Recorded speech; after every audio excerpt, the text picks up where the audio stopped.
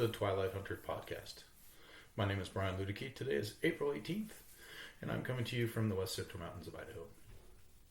This evening we're going to talk about a hunting family, specifically our family. I'm going to sit down with my wife Charlene and we're going to discuss how hunting has evolved in our household from the time we were married until today. She's going to give her insight and talk about where we're at as a family and where we've come from prior to kids and career. So with that, let's bring on our guest. Oh, you mean on your job interview? Yeah. So they run Zoom and they... Well, because they don't use Zoom enough to subscribe to it. So was that how did that look? Did that go like, we're out of time? Can you call us back? No, it didn't have no. But they said he actually looked at it. He goes, okay, it says that we're only going to have this much time left. He goes, we don't use Zoom enough, so we don't pay for the upgrades. And I'm like, that's all right. And he's like, so when I lose you, I'll just send you a Google Meets. I'm like, okay, that's fine too. And so he did. So that's even better, really.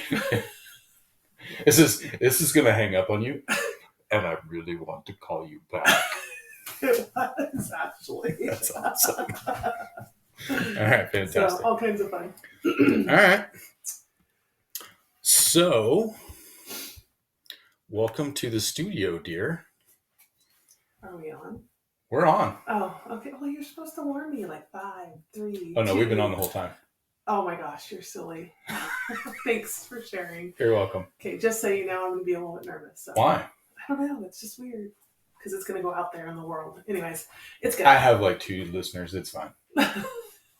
One of them is you. That could change eventually. The kids listen to you. Okay, very good. And I think your dad does. Oh, maybe. I don't know. So I did share one of them out there, so maybe I'll share again. Oh, okay. Perfect. Yeah.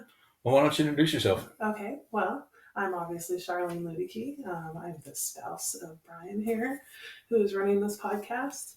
And we have been together this is our 31st year. Yeah, carry the one. I said 31st year. Yeah. Yeah. We're not quite to our anniversary yet, but it's been a long road. So. Wow. I know. Wow, long road. A long road, because it's been a lot of time. Huh? I don't know very many people that have been together as long as we have. Okay. That's all. I didn't say it was a hard road. I didn't say anything rude. I'll refrain. Oh, I will. Thanks, babe. You're welcome. All right, fantastic. So we all know that everybody knows now that you're married to me. I am married to you. Good, bad, or different. Depends on your point of view. So tell us who you are. Tell us about you. Okay, well, who am I? That's a big question. Okay, so I'm obviously a mother of 3, a grandmother to 2 so far.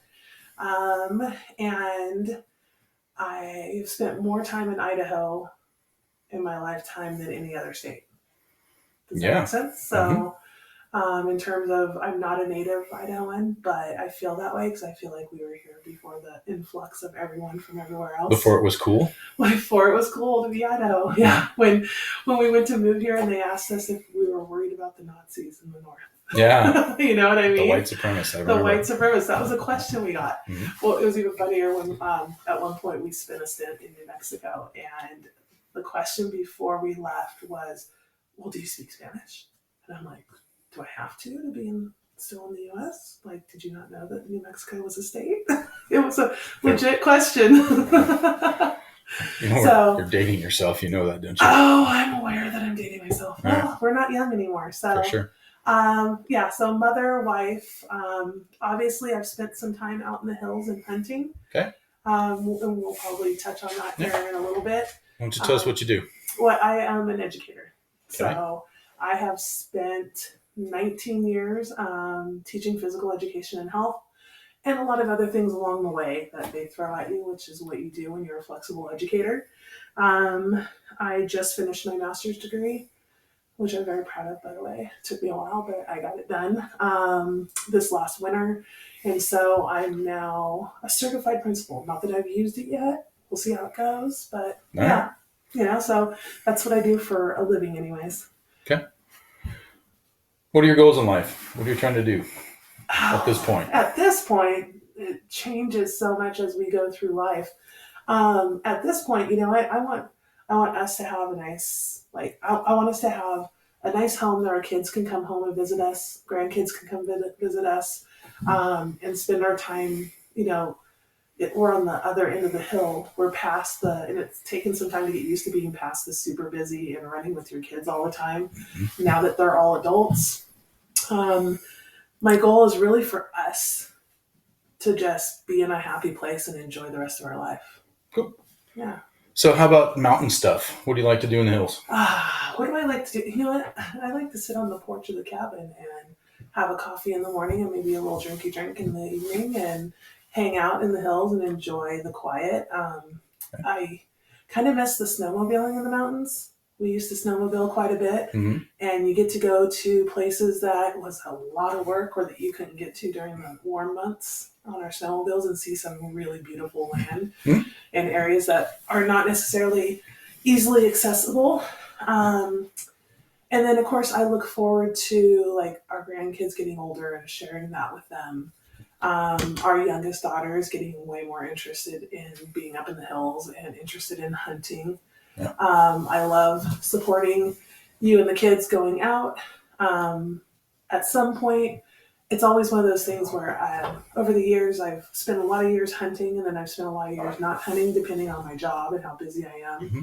I spent most of my career coaching, which put a big dent on fall hunts because I coached volleyball for a lot of years. And I played my own sports for a lot of years and ran the kids to their sports for a lot of years. So it definitely made making time to hunt. But you were always good about,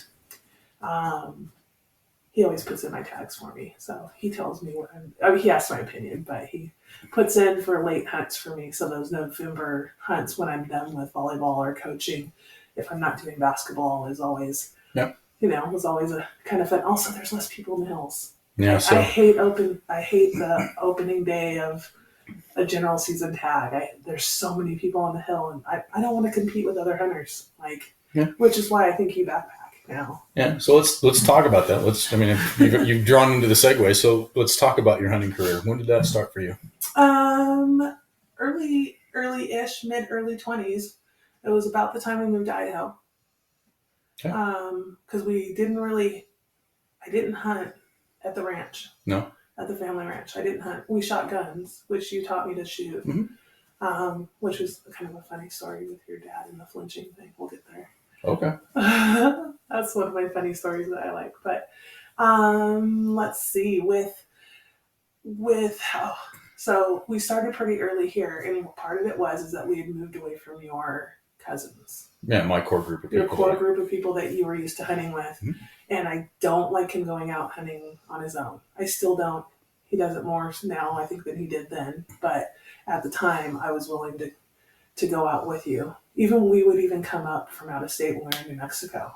Mm-hmm. When we were in New Mexico was when I think I started hunting up here. And so we came up and we would hunt up here. I think my first tag was an elk tag. Mm-hmm. Really, my first tag. We didn't get one, but it was fun traipsing through the hills and looking for one.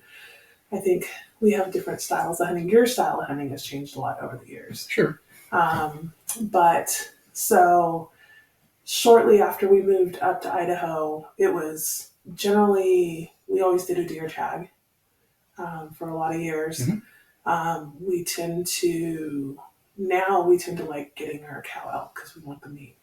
It's the meat for me. I don't care about horns. I don't care about how big big, and I don't want a trophy. I don't care about putting something on the wall. I like our freezer being full of healthy food. Okay. And so, no doubt, right? Yeah, right. So then we had the boys all did a party draw in Montana, and I think, was that my first buck? Mm-hmm. The Montana. No. Oh, I had one here. That same year. The same year. So I got 2 bucks. The first year I got a buck. Right. I got 2. So one was here, and we packed the whole body out on a pole. On a pole, remember? Out on a closed road, walking out. That was interesting. It was different. And of course, technology and expectations with packs and everything else has changed so much over the years. Well, yeah, that was 1999, probably. Yeah, somewhere around there.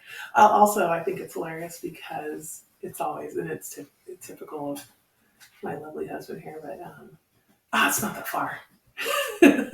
We'll just do this. It's not that far. And then by the time we have bruised shoulders from the pole and we're putting it down and resting and putting it back up and going, and it was fun. We worked together well, which is a blessing, I think, is that we do.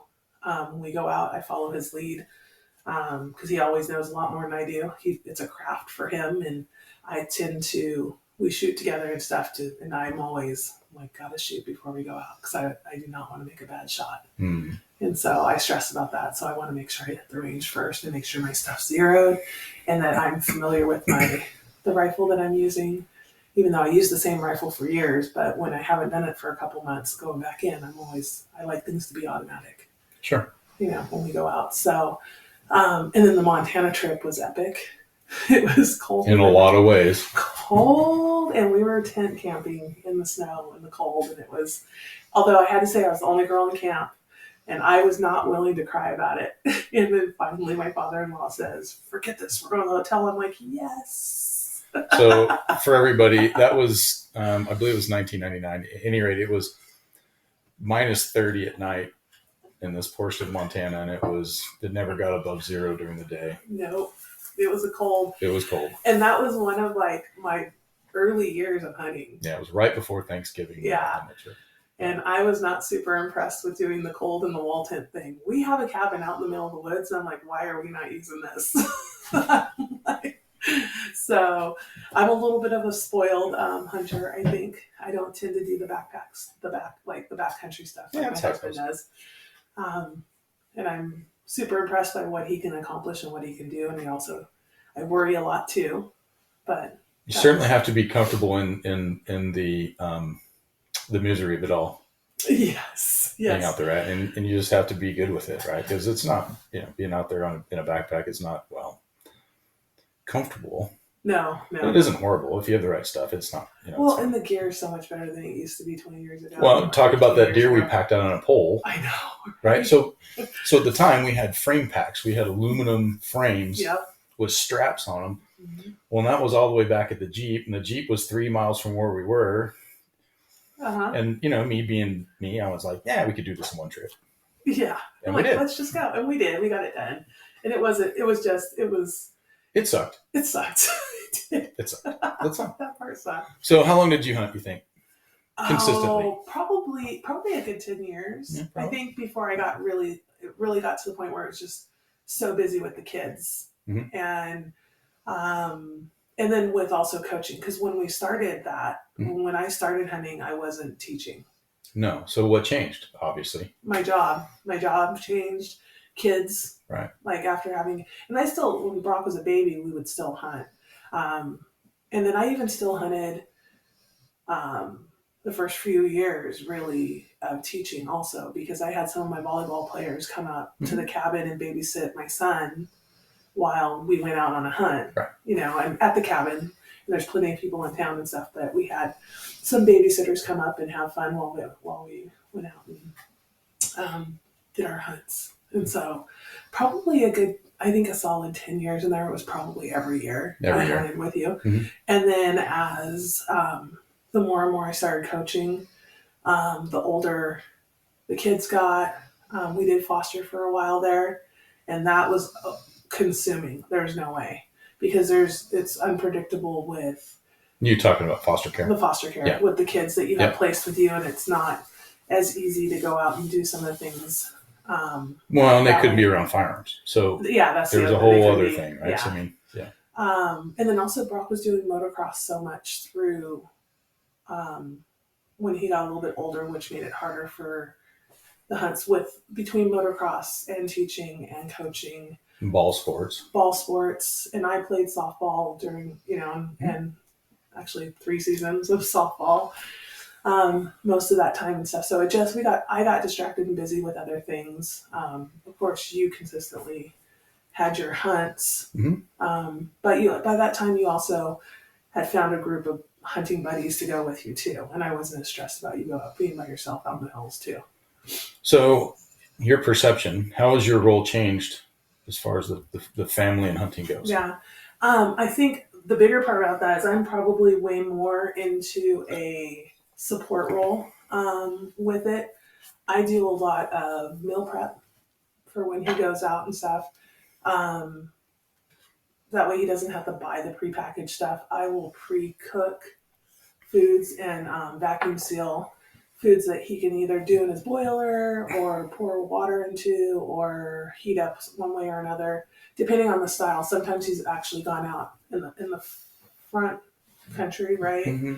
And had like a camper and stuff, and it was easier to take some stuff that was frozen and those kind of things. I think I even did the mini meatloafs and stuff like that for you and spaghettis and stuff. So yeah, stuff that was vacuum sealed and I could throw in a pot of boiling water and reheat it. And so I've done a lot more of the prep work in that kind of way. Is also we both actually, he's the one who really breaks down and butchers animals when they come back, but I'm the one who typically preserves, uses it different ways, cans some stuff.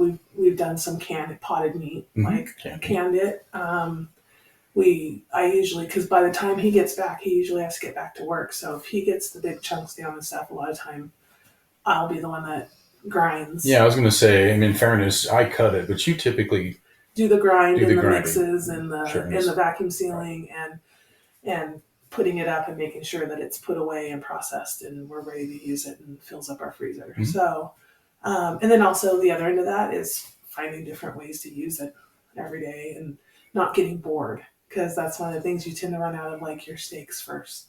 Well, how much hamburger meat we got in there? Let's try to rotate that in and not always be the same, just hamburgers, you know? So try to get creative with some of our recipes and things like that and how to use it. Okay. So with that, what's your perception of hunting? So perception in terms of... And the reason why I asked it is you did not come from a hunting background. Actually, I am a city girl. I grew up in the city. It's hard to believe kind of now. I've always been an animal lover and was very much into horses and had horses when we started dating. Right. So it wasn't like I was just the city was all it. But I lived in the city and boarded a horse outside of, in the foothills and did a lot of riding and that kind of stuff with my friends and all that.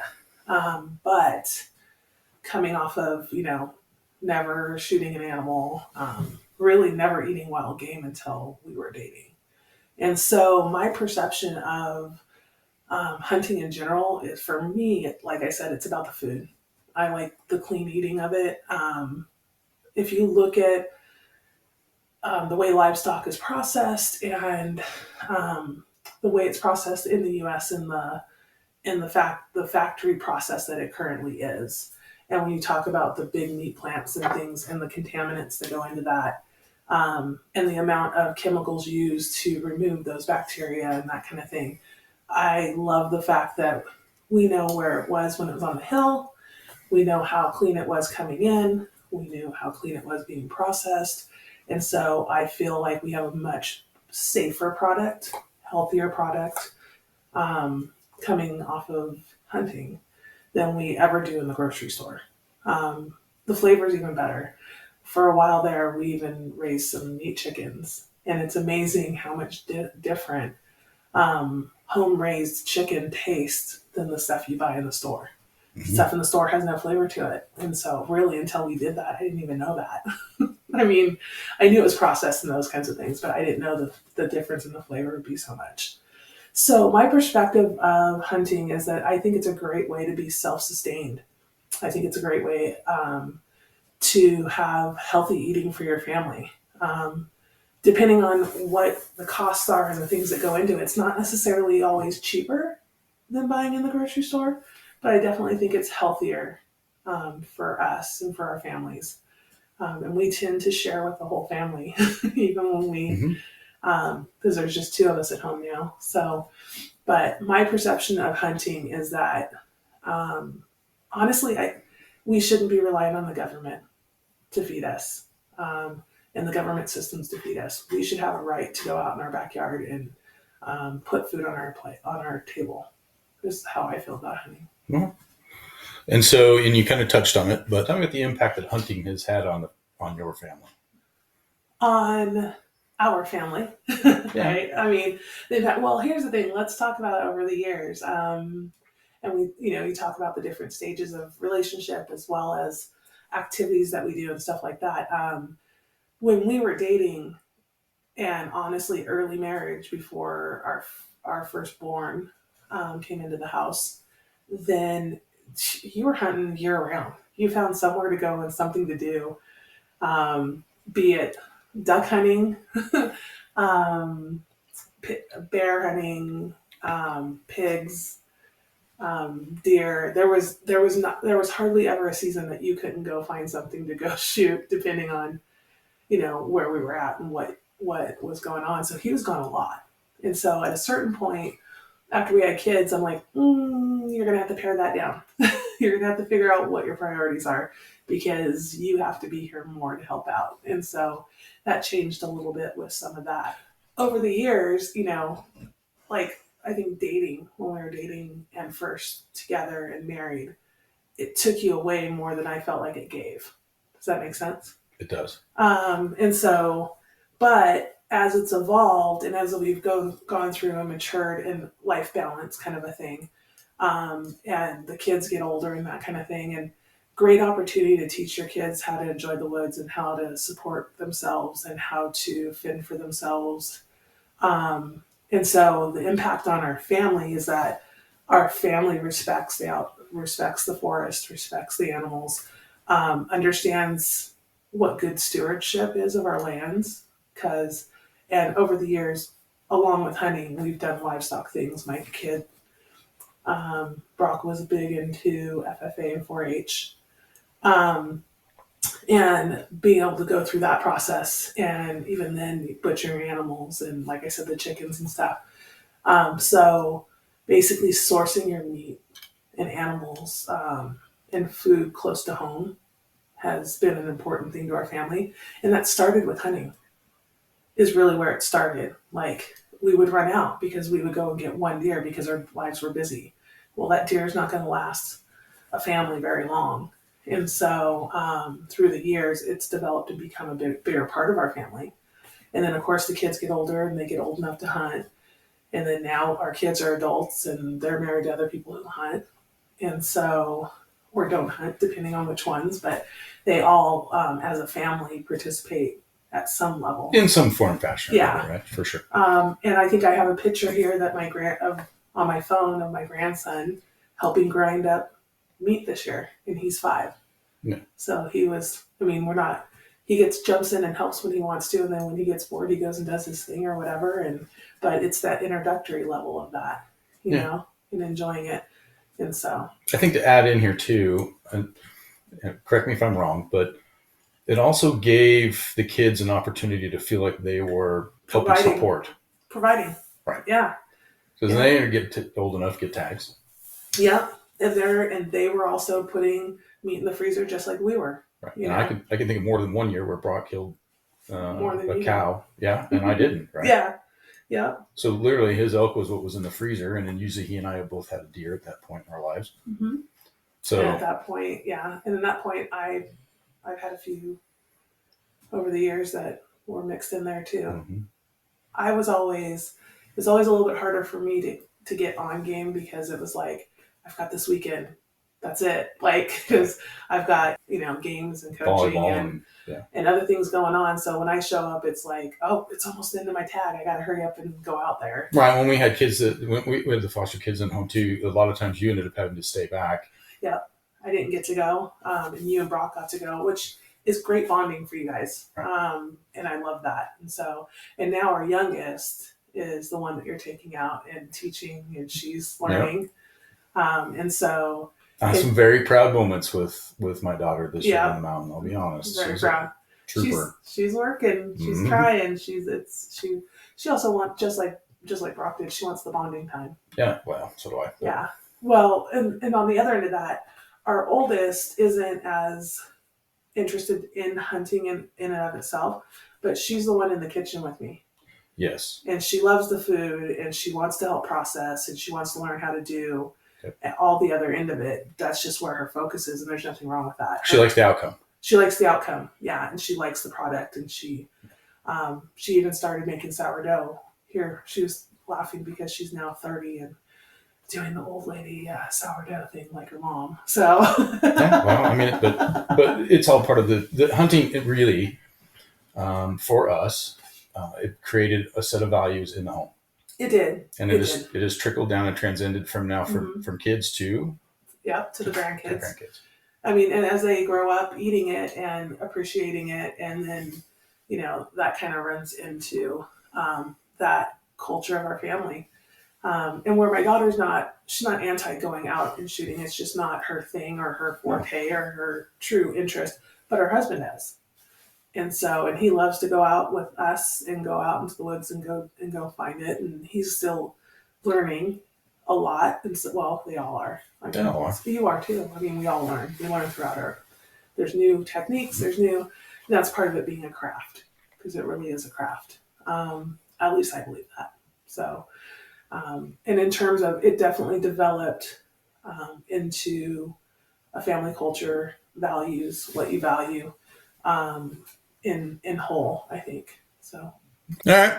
So what's the future of hunting hold for you? What does that look like? That's a good question. As we talked about, and we're in the middle of some pretty big life changes. So who knows with that?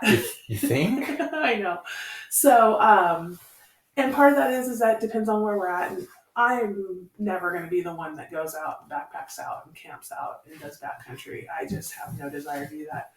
Unless you put me on a horse, because it's just an excuse to ride out deep into the woods. But it goes back to, it depends on what it is. Like, and I really like to bird hunt, and so we haven't done a lot of that in years. I'm not a big one into duck hunting, but I don't like to sit in the cold and freeze. Sure.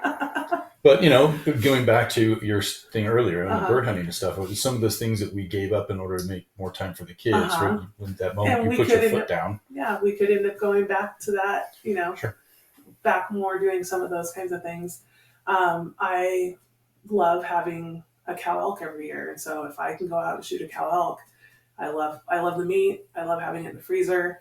I like the late hunts because there's not a million people out there. I do not want to go out in general season and compete with everyone else. So, if we find some good hunts and some good tags to pull, especially as we go along and I'm no longer coaching like I was and that kind of thing, I have more time to do it. So maybe we start going back into that level of going. I need to spend more time at the range too. Yeah. I haven't been, don't get me wrong. Like after a good session at the range, I can usually shoot pretty well. Oh yeah. We haven't done whistle pigs in a while. That's always fun to go do during the summertime, get out in the desert. And it's good trigger practice. So, but who knows? Usually it depends on how busy life is at the moment. And I'm kind of at a big transition period in where my career is going to go. And so I don't know what, if I'm not coaching anymore, but also if I end up at a secondary level, I have to be at all those events anyways. And so it kind of depends. And that's year round, really. So we'll see how that goes. Yeah, there's a little bit of flux in the world for you and I right now. Yeah. Yeah. So I'm not sure what the future holds, but anything that would, result in meat in the freezer. Either you or I, my ideal, I would like to have another moose in the freezer. It's the best meat I've ever had. So you're saying I can go to Alaska? I am saying you can go to Alaska. Yes. I guess I am saying that you can go to Alaska if you bring home some moose meat. And I wouldn't mind doing it. Dave. I know. You heard it. I knew you were going to go that route too. I have a friend from Alaska who's probably listening. So, Dave, if you're on, this bud's for you. I gave him permission to go. Although Dave wants me to go too. So we can all go and have someone. He wants us to go fishing too. Yeah. And so. Cool. So you're saying there's a chance you might actually get back in the field again? I might, yeah. I have to work at it and make sure our schedules work and fitness level too. I probably need to get back in and do some good fitness level stuff before I go trapsing through, because the last thing I want to do is have to pack stuff out and not be where I need to be coming off the mountain. So sure. That's always important. So. All right. Well, let's move into some quickfire questions. All right.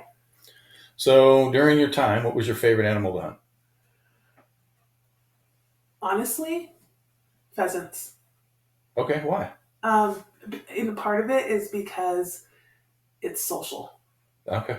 I mean, so we go out and we go hunt pheasants, and we're walking through it. You're not worried about how loud you are. You get to kind of go and flush stuff up when and also you're working with your dogs. I love my dogs, right? And flush them up, and it's the social part of it, and not have to be quiet. It was really hard for me to learn to be quiet in the woods. She's not kidding. I'm either walking too fast or I can't even tell you how many times so we were at the family ranch, and we're sitting on the hillside, and we're supposedly hunting, right? Or Brian's hunting, I'm hanging out with him. And then we come back from the morning, and his dad's telling me, like, I could hear you guys 3 canyons over. I'm like, okay, yeah, I know. I can't help myself. I'm bored. That's how it goes. So like, I like the social aspect of it. Although on the other end of it, we used to hike out, and he could sit on a hillside all day. Still can. And just glass an area. So I learned to bring a book. He always made sure I was dressed warm, and I had lots of warm clothes. And one of 2 things, I would sit there and read a book until he found something, or I would take a nap until he found something. Because I would just get bored on the hillside, just sitting there for hours. It just wasn't my thing. But like I said, I learned to get better. I got better. One of the funny stories that I was going to mention was, so you started me on a 22, and we're at the family ranch, and he's got me set up on a table with, the sandbags underneath it and a target set up. And, he's coaching me through, like, the breathing and the pulling the trigger and all that kind of stuff. And his dad's sitting over there, and he's going, oh, you got to quit flinching. And then, pull the trigger again. Oh, you're got to quit flinching. He kept telling me to quit flinching. And I'm like, and I'm trying really hard. I'm just like, breathe, pull the trigger on the exhale. Like, all these things that he tells me is going through my head the whole time. And I was like, and by the time we walked away, I was so bummed. I'm like, oh, I can't believe I can't get this. I mean, don't get me wrong, I'm hitting the target, right?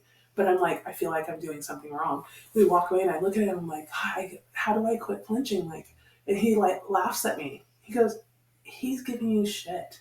He weren't flinching. I'm like, okay, well, I guess at least now I know not to listen to him anymore.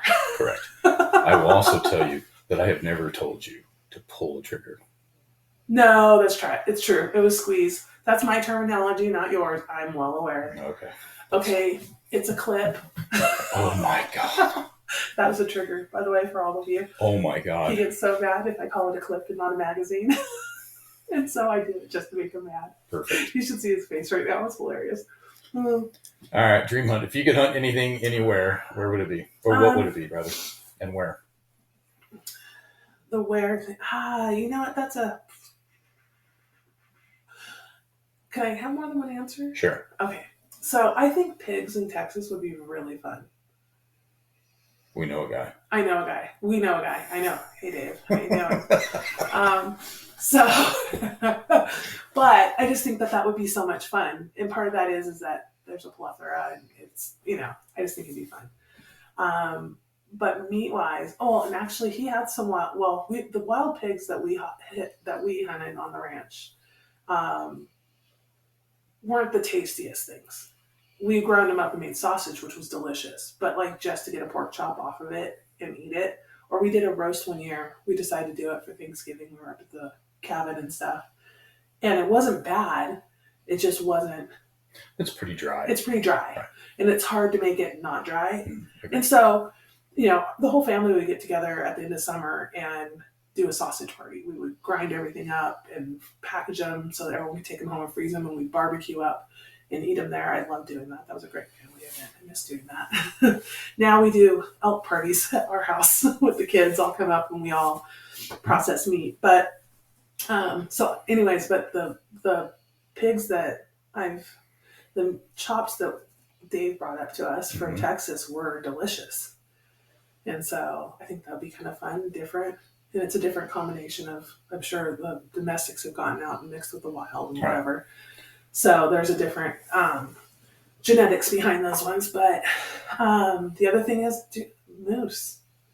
And I don't know if it's not necessarily like I necessarily want to go hunt the moose. I want the moose in my freezer, so I'm willing to go hunt the moose. Does that make sense? Mm-hmm.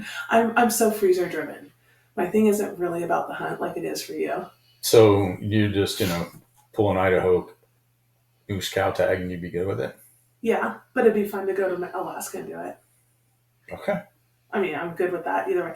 Well, and then Idaho is a one-time only, right? Yeah, it's once in a lifetime. Once in a lifetime. So maybe go for that one. And then after that, go see if we can find our friend in Alaska and hunt up there. I really wish I'd have asked you that question. Before you put in? A month ago.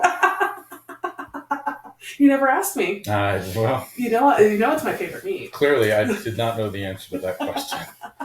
Well, and then even in Montana, when we did our deer hunt in Montana, it was my deer hunt. They had elk tags, right? Everybody had elk and deer tags. You guys had combo licenses that year. I only had a deer because I wasn't part of the party pull draw. Oh, okay. Montana, and it's been years, but Montana did at the time, they were encouraging females. And so, because you guys all pulled, you put me in and I drew a tag. It was a deer tag, but that's fine. But anyways, we actually followed some moose out, a moose and her. I'm surprised she didn't turn around and come at us, but there was the trail that we were following, and we're like, oh, she's up ahead. Like, I hope she's not getting threatened by us. And like, it was an adventure. It was a fun hunt. But it was cool to see. That's the first time I'd seen a moose in person. Yeah. And just how he was. It was a cow and a calf, wasn't it? It was you and my cousin Shane? Uh-huh. Okay. Shane and I were hiking off and going because he was looking for his elk. And I was looking for a deer. You paired us up to go hike in some area. I think you're the only one without a tag. Yes, we called me the camp bitch. I got an apron and a sign for my tent. They made an apron for him that said it and a sign to hang on our tent. Yeah. I still have both, actually. Yeah, you do. I know. They're packed up right now. But and that's what I did. I cooked. Mm-hmm. Brought everybody beer. Which is usually my role. Got back to camp, made sure everybody was refreshed. It was fun. So it was just cool to see them. But that would be, I think a moose hunt would be really cool to do. And honestly, like, because it's one and done here, like, I'd like to do it twice. How's that? I'd like to do one here and I'd like to do one in Alaska. Be fun. And a Texas pig hunt would be kind of cool too. Oh. So, as a wife, mom, grandmother now, what's old lady? Yeah, well, that makes two of us. But what's your favorite memory out in hunting or related to? Okay, so this was right after Brock was born. Okay, and we're on, and we did. It was at the time they had just I think they clear cutted the hill above the Green Gate Road. Yeah, so where we hunt, there's this place that we've called the Green Gate Road for years because when they were logging it, they put a Green Gate in the front of it. Green Gate on it, and so thus the name stuck. So. It did. And so basically, Brock was like, we're only like... He was walking. Was he walking? So it's the year after. So he's less than a year, probably, or about a year at that point. And so he drops me off at the top and we're coming down and get a cow elk, right? And so at this time we're trading off who has Brock and who's hunting. And so like I was coming down the hillside and we got the cow elk. Mm-hmm. Did I get the cow elk? Mm-hmm. Or did you get the cow? I think I got the cow elk. Mm-hmm. Yeah. And so, so then it's on the side of the hill. And so then we take the Jeep out the Green Gate Road, which was below where I shot the elk. And in the meantime, where we could bring the winch up and the rope up to help pull it down. The elk wasn't quite there yet. And so Brian had Brock and was down by the Jeep trying to sort stuff out to help and stuff. And so in the meantime, I'm trying to drag her the best I can with all this fall. Like there's a bunch of tree fall and stuff that's there. And I grabbed her and flipped her over a log. And her head was right next to my feet. And air came out of her mouth. And it was like a bubble, bubble, bubble, bubble, bubble, bubble. I jumped. I don't even know how far I jumped. I screamed like a little girl. And I jumped. Because all of a sudden in my head, like this thing just came back alive. It scared the bejesus out of me. And so that was just one of those, probably the funniest thing. I don't know why I reacted the way I did. It was just automatic, and it was honestly, it was hilarious to laugh, and we've laughed about it for years, but that's probably one of the memories that like sticks out the most because it was funny. The other one is, well, let me hold on. Let me add to that real quick because that was the same cow that we loaded up in the Jeep hole. Yes. Because it was dark and it was cold, and we had to get a toddler. And it's a CJ5. There's no space in the back. And so we tied his car seat on top of the elk, and I to the roll bar. To the roll bar, but he wasn't in it. I held him. But we have, we have the picture. We have a picture of that somewhere. There's an actual hard picture of that someplace. That's hilarious. Yeah, that was because we had no space left. Yeah, it was for his car seat. That was hysterical. It was hysterical. That was also the trip where he was walking on the crowned road and and couldn't stay up on the road and veered off into the bar ditch and rolled over into. So we stopped and got out, and we're just like talking and stuff, and looking. I don't know, were we looking for? Yeah, we said elk tag. Yeah. And he got out and just was toddling down, and we're watching him and stuff, but the road just tapered off to the side, and he just kept, like, it's like his body weight was just taking him. He couldn't straighten her out. More and more down until he couldn't keep his balance anymore, and he just kind of rolled. And it was right into the bar ditch. Right into the bar ditch, yeah. Poor guy. Pretty hysterical. Actually. Yeah. The other one of the coolest, though, and Brock was walking with me, so he was getting closer to hunting age. He wasn't old enough. He hadn't gone through hunter's safety or whatever, and I had a deer tag.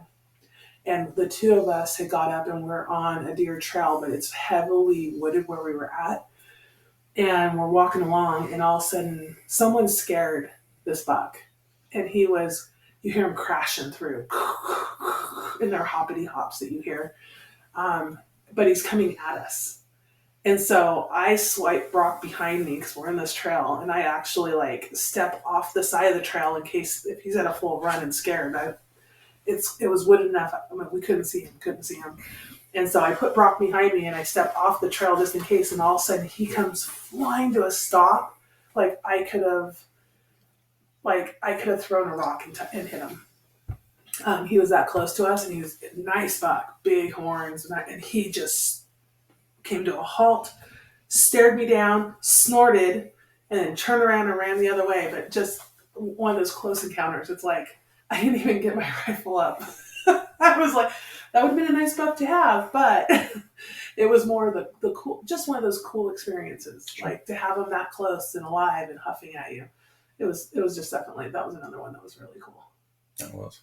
I remember that. You're at least hearing the story of I came back. I was so excited. Brock couldn't stop talking about it. It's like, oh, it was right there. All right. So, anything to add? Not that I can really think of, other than the fact that, like I said, we have two different drives. Your drive is the hunt itself. You love the hunt. You love the process of it. You love the preparation of it. And you spend a lot of time doing it. I like the results of it, so I'm more driven to go out and hunt just because I want it in my kitchen. I want it in my freezer. I'm food driven, I guess. That's fair. So, and there's a lot of cool recipes out there, and really I use Pinterest mostly, and I just convert it into. You have to be smart about adding fat to things that are super lean, just ways of doing that make it not dry out. I love our smoker. That was a game changer. That was a game changer for food. Me not turning elk steaks into jerky was the smoker. So we utilize that a lot. But yeah, so I don't really think I have anything else to add. Yeah. How can people find you? Well, if you want to find, on my Instagram, it's ludicey_C. Okay. Although I have nothing to, like, I don't know why you'd want to find me. You do post some stuff on some of the things that you make, and Oh yeah, like if you have questions about food or recipes or anything like that, I'm more than willing to be helpful. Absolutely. do you have Facebook or anything else? I do. I think it's just Charlene Cooper Ludicky because my maiden name's in there. But yeah, you can find me on Facebook. It has purple flowers. It doesn't have a picture of me. That's not unusual either. No, and so I post more on my Instagram and it shares to Facebook. I really just use my Facebook for Facebook Marketplace. Mostly what I use it for. You and about everybody else nowadays. I know. So I don't really use my Facebook much. Okay. But I'm on my even Instagram, I think we send each other reels more than anything else. So I did just post a picture of Doomers when we went. We took a trip down to the river to go look at wild goats and got some good pictures of our puppy, our new addition to the family. Yeah, for those who don't know, we've got a Connie Corso that's name is Doom. Yeah. It's Black Brindle. Our little Doomsters. And he's sitting here chewing on my finger currently as we speak. Yes, he is. All right. Well, I appreciate it. Thanks for coming on the show. All right. Bye. Thanks. Bye. All right, everybody. That's our show for tonight. I really appreciate everybody getting on and listening. If you like what you heard tonight, please do me a favor. Subscribe to the show and give us a review. It helps with the algorithms and getting our show out there to other listeners. If you have any questions, you can reach me at bitterroot_reapers on Instagram. It's April. The mountains are greening up. The snow's melting. Bears and turkeys are on the hills. Go out there and get after it. One could make something of themselves in this place.